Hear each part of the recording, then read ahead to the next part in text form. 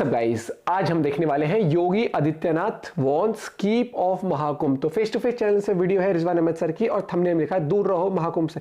तो क्या है पूरा मामला, किनको चेतावनी दी गई है, देखते हैं पूरी वीडियो। चैनल पर तो प्लीज सब्सक्राइब और वीडियो कर दें लाइक 1 2 3 गो। भारत के सनातन परंपरा के प्रति जिसके मन में सम्मान और श्रद्धा का भाव है वे यहाँ पर आए, उसके साथ कोई रोक टोक नहीं है। कुलसित मानसिकता के साथ यहाँ आता है, उसकी भावनाओं को भी अच्छा नहीं लगेगा, उसको भी अच्छा नहीं लगेगा, उसके साथ अन्य तरीके से भी व्यवहार हो सकता है, इसलिए वैसे लोग ना भी आए तो अच्छा है। जो लोग भारत माता की जय नहीं बोलते वो महाकुंभ के जरिए पैसा कमाने की कैसे सोच सकते हैं। कुंभ एक मंदिर है, कुंभ एक तीर्थ है, उसमें जाने वाले हम मुसलमानों के हिसाब से जहन्नम के रास्ते पर जा रहे हैं, ना उन्हें हमें एंट्री देनी चाहिए। साथियों, एक मुद्दे पे आज से कुछ ही दिन पहले मैंने वीडियो बनाया था जब फरमान आया था 14 अखाड़ों का महाकुंभ से कि यहाँ पर मुसलमानों की एंट्री या मुसलमानों की दुकानें नहीं लगनी चाहिए। क्योंकि मैं उत्तर प्रदेश का हूं, महाकुंभ यहीं हो रहा है, 12 साल बाद होता है, तो ये सवाल तूल पकड़ती जा रही है। और आज तक के कॉन्क्लेव में या इंटरेक्शन में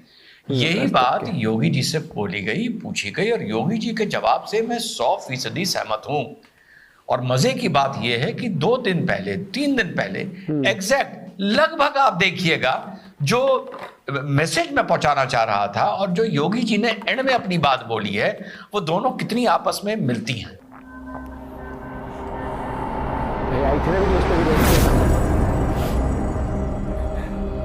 हेलो, नमस्कार, सत श्री अकाल, अस्सलाम वालेकुम। कैसे हैं जनाब? बिना वक्त जाया करे चलिए देखते हैं कि आज तक के एक प्रोग्राम में जिसको हमने news purpose and analysis purpose से हम उसको दिखा रहे हैं, क्या सवाल पूछा गया और योगी जी का क्या बेहतरीन जवाब था। सुनिए। योगी जी, आप भारत की बात कर रहे हैं, भारतीयता की बात कर रहे हैं, कोई भेदभाव नहीं, कोई छुआछूत नहीं, कोई अस्पृश्यता नहीं, धर्म पंथ संप्रदाय किसी का भेद नहीं।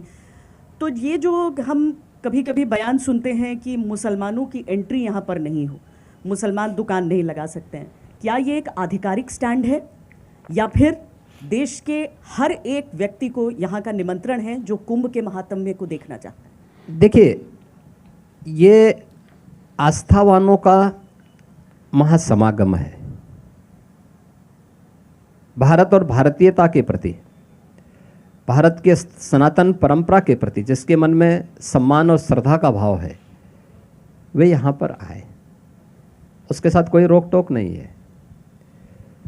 लेकिन अगर कोई किसी कुलसित मानसिकता के साथ यहाँ आता है तो मुझे लगता है कि उसकी भावनाओं को भी अच्छा नहीं लगेगा, उसको भी अच्छा नहीं लगेगा, और उसके साथ अन्य तरीके से भी व्यवहार हो सकता है, इसलिए वैसे लोग ना भी आए तो अच्छा है। वैसे लोग ना भी आए तो अच्छा है, क्योंकि उनकी मानता को भी आहत पहुंच सकती है। अब थोड़ी सी बात बाद में करेंगे, पहले सुन लीजिए कि 2 या 3 दिन पहले आपके भाई ने इस मुद्दे पर क्या बोला था। सुनिए। इसी तरह जो ये महाकुंभ है, ये पवित्र मौका नहीं है मेरे भाइयों मुसलमानों, तुम इसको अब बिजनेस के लिए पवित्र क्यों मान रहे हो मेरे भाई? ये तो एक जहन्नम का, दोजख का जाने का रास्ता है, तुम्हें इससे दूरी बनाकर रखनी चाहिए। तुम्हें यहां जाकर 1 रुपया भी कमाई नहीं करनी चाहिए। जो तुम कमाई करोगे वो हराम की कमाई होगी, वो कहीं ना कहीं निकलेगी, तुम्हारी दुख में निकलेगी या तुम्हारी बीमारी में निकलेगी। तो पहला तो ये इतना छोटा सा आर्गुमेंट हो गया कि महाकुंभ सेक्युलरिज्म का प्रतीक नहीं है, महाकुंभ सनातनी मानता संस्कृति का प्रतीक है, भारत का प्रतीक है, और भारत हमेशा से सेक्युलर है, मैं बार बार बोल चुका हूं। तो वहां पर मुसलमान की एंट्री की वजह से वो जगह सेक्युलर होगी या भाईचारे का प्रतीक बनेगी, ये मैं बिल्कुल नहीं मानता। और ये डॉक्टर सैयद रिजवान अहमद पे भी लागू होता है। अगर ऐसा कोई फरमान ऐसा है, माना जा रहा है और मुझे वहां जाने से रोका जाता है तो कोई प्रॉब्लम नहीं है। हाँ, एक स्पेशल कंडीशन होनी चाहिए कि अगर मैं वहां जाना चाहता हूं तो मैं अपना कारण बताऊं। वहां पे किसी जो डीएम जिस भी इंसान को, अधिकारी को, ऑफिस को नियुक्त करें, मैं उसको एक एप्लीकेशन दूं, वो मुझे उसकी परमिशन दे, उसके बाद मैं जा सकता हूं। ये मेरे पर भी लागू होता है। जी हाँ साथियों, बिल्कुल सही सटीक बात बोली है उन्होंने, योगी जी ने। जो लोग भारत माता की जय नहीं बोलते, जो लोग भारत माता की जय नहीं बोलते वो महाकुंभ के जरिए पैसा कमाने की कैसे सोच सकते हैं? जैसा मैंने साथियों पहले बोला था, जैसे हमारा उम्रा होता है, हज होता है, इनिशियली अगर आप जाएं तो हज से भी ट्रेड होता है। हज से भी सऊदी अरेबिया ने एक टाइम में बहुत कमाई की, और अभी भी जो सऊदी अरेबिया ने पूरा एक 18 सूची 18 पॉइंट सूची बनाई थी, जिसमें यह था कि पेट्रोल डिप्लीट होने के बाद हमारे आमदनी के साधन क्या क्या होंगे, उसमें हज था। एक जमाने में हज में, मैं 1400 साल के पहले की बात कर रहा हूं, पूरी जगह के ट्रेडर्स आकर वहां पर बैठा करते थे, और वहां पर जियारत भी होती थी और तिजारत भी होती थी, दोनों चीजें होती थी पहले। और बाद में भी जब वहां पर पूरा क्षेत्र कन्वर्ट हो जाता है, तब भी वहां पर जियारत भी हुई और तिजारत भी हुई, और आज भी होती है, इसमें कोई ऐसी कोई बात नहीं है। लेकिन वो मेला नहीं है, वो ट्रेड फेयर नहीं है। तो महाकुंभ में भी जिसको जियारत करनी है और तिजारत करनी है, जियारत का मतलब हिंदू भाई आसान भाषा में हो गया पिलग्रिमेज, तीर्थ, वो करें, और जिनको तिजारत करनी है यानी ट्रेड करना है वो करें। लेकिन होंगे वो एक ही धर्म, एक ही मानता, एक ही पंथ के। बाहर से जाके कोई इसमें बिजनेस का या ट्रेड का या तिजारत का फायदा नहीं ले सकता, जो वहां पर जियारत का फायदा नहीं ले रहा है, जैसा योगी जी ने कहा, जिसकी मानता नहीं है, जिसकी मानता नहीं। और आपके भाई ने एग्जैक्ट ये चीज बोली थी कि भाई तुम कैसे वहां जा सकते हो। जब महाकुंभ होता है, वैसे तो आमतौर पे वो गंगा किनारा हो गया, वो गंगा किनारा हो गया, मैंने मान लिया। लेकिन जहां पर दो नदियां मिल रही हैं, ये भी मान लिया आसान भाषा में, देखिए 3 मिल रही है टेक्निकली, तो जो मानता है। तो जब महाकुंभ नहीं चल रहा है तो तुम आप जाओ, कोई प्रॉब्लम नहीं है। ये जो डायलॉग बाजी है ना, जो वो शायर है, वही जो लिफाफे लेके शादियों में जाता है, सांसद बना हुआ है, उसका मैंने एक शेर भी सुना, बड़ा पुराना शेर है कि हम तो वजू भी गंगा के पानी से करते हैं। बहुत अच्छी बात है, गंगा के पानी से वजू करो, बहुत अच्छी बात है, बहुत अच्छी बात है। लेकिन जब वहां पर महाकुंभ चल रहा है, तो वो जितना भी क्षेत्र है जिसको डीमार्क कर दिया गया है, वो एक तरीके से वो एक मंदिर बन जाता है, वो एक मंदिर का रूप ले लेता है, वो एक तीर्थ का रूप ले लेता है। अब जैसा मैंने हज का एग्जाम्पल बताया, तीर्थ के आसपास दुकानें लग रही हैं, ट्रेड भी हो रही है, वो एक अलग सब्जेक्ट है, वो उम्रा और हज में भी होती है, वो हर जगह होती है। लेकिन ये प्रतिबंध लगाना कि यहां पर वही आदमी आके तिजारत करेगा जो जियारत के लिए आ रहा है या जियारत पर यकीन रखता है, या ये भूमि एक पाक पवित्र भूमि है और इस पे ये एक मंदिर का रूप ले चुकी है, वो ही करेगा और कोई नहीं करेगा। और जैसा योगी जी ने बोला, जो शर्त रखी योगी जी ने कि वो इस तरह का हो, इस तरह का हो तो सब आ सकता है, बाकी ना आए, तो इस तरह का आपको योगी जी, बस यहाँ थोड़ी सी कमी है, आपको मुसलमान नहीं मिलेगा जो इस तरह के महाकुंभ में जाएगा, आस्था रखेगा। आस्था से मेरा मतलब है कि सम्मान ही रखेगा। जो इर्द गिर्द करोड़ों लोग घूम रहे हैं, उनको अपने दिल में जहन्नम के रास्ते में चलने वाला नहीं मानेगा। जो डुबकी लेते हुए भी फिलहाल उस पानी को पवित्र मानेगा, फिर वो मुसलमान नहीं हो सकता, वो मुनाफिक होगा। ये पकड़ आपको करके चलनी पड़ेगी। एक सच्चा मुसलमान ये काम नहीं करेगा, नहीं करेगा।